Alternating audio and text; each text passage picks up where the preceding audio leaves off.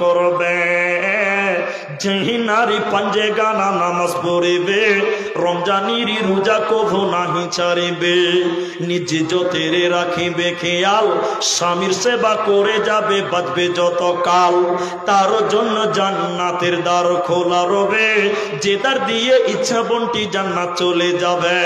আরো একটি ভালো কথা শুনো দিয়া মন পুরুষের জন্য নারী অমূল্যর ধন দুনিয়াতে যত ধন পুরুষের আছে সবচেয়ে অমূল্য ধন নারী তার কাছে কিন্তু তবে সেই নারী নেক হওয়া চাই এহ পরকাল নাইলে হয় ছারখার খালি পায়ে চলা ভালো কষা জুতো যার বিদেশেতে থাকা ভালো বদ নারী যার।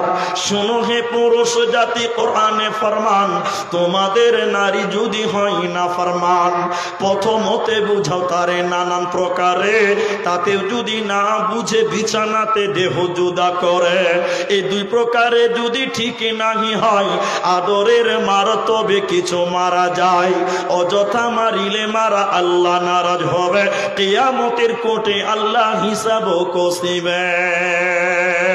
এবার পুরুষের দল তোমরা শুনে নাও তোমাদের কি ডিউটি আছে কান করে শুনে নাও আল্লাহ তাবারক ওয়া তাআলা সূরা নিসার মধ্যে আল্লাহ বলেন আর রিজালু কাওয়ামুনা আলান নিসা সারা পৃথিবীর যত নারী আছে রে এই নারীগুলোর নেতা আল্লাহ পুরুষকে বানিয়েছে পুরুষকে নারীদের হাকিম বানিয়েছে পুরুষকে আল্লাহ নারীদের গার্জেন বানিয়েছে।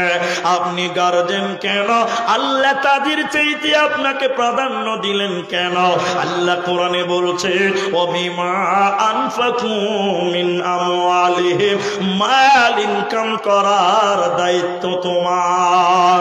তাহলে পুরুষের দল তুমি মাল ইনকাম করবে আর গরিব বিবিদের পেছনে তোমরা খরচ করবে নারীদের পেছনে তোমরা ব্যয় করো এই জন্য পুরুষকে আল্লাহ নেতা বানিয়েছে।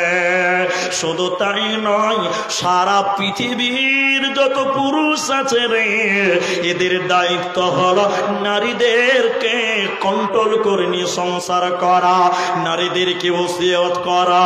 কেন কেন কেন আল্লাহ নবী বলেছেন কোন নারী যদি কিয়ামতের দিন জাহান্নাম যায় ওর জন্য 4খানা পুরুষকে কিয়ামতের দিন দায়ী করা হবে।